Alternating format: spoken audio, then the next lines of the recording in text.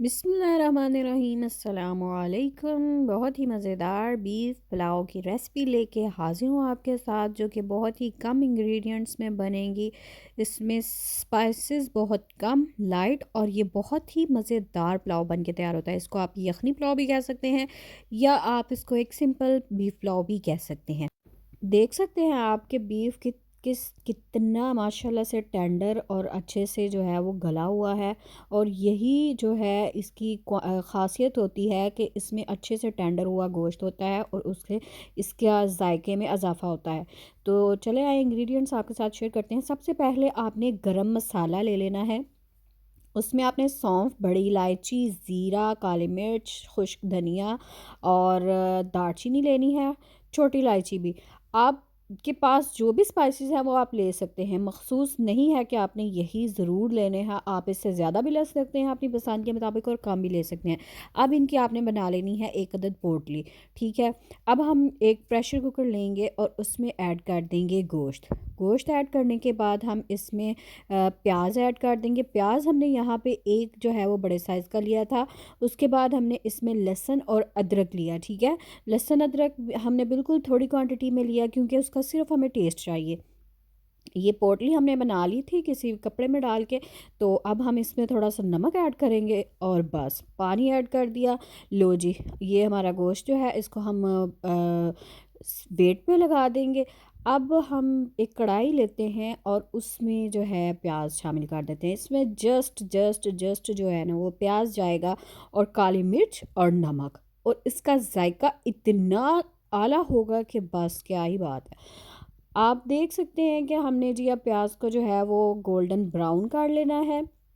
Golden brown जब हो जाएगा उतनी देर में हमारा जो है वो हमने जो गोश्त रखा था, यानी बीफ रखा था, वो भी गल चुका होगा। हमने इसमें ऐड किया, मैंने हरी मिर्च जो है वो अपनी पसंद की वजह से ऐड की। आप ऐड करना चाहें तो करें, नहीं तो आपकी अपनी चॉइस है।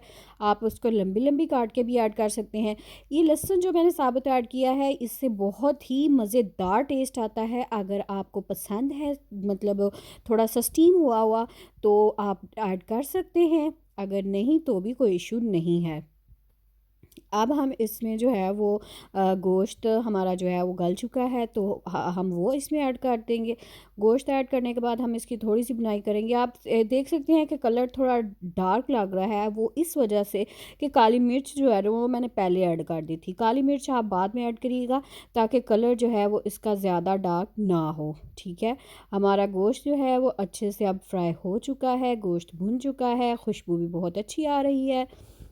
गोश्त जब आपने गलाना है उसमें आपने ज़्यादा पानी ऐड करना है। ठीक है। वही पानी की जो यखनी होगी वो हम स्टेन कर लेंगे, यानी उसमें जो वो थे प्याज और अदरक वगैरह, उसको स्टेन करके वही पानी जो है वो हम इसमें शामिल करेंगे। एक तो उससे जायका बहुत अच्छा आएगा, और ऊपर से आपका ये यखनी पुलाव बन जाएगा।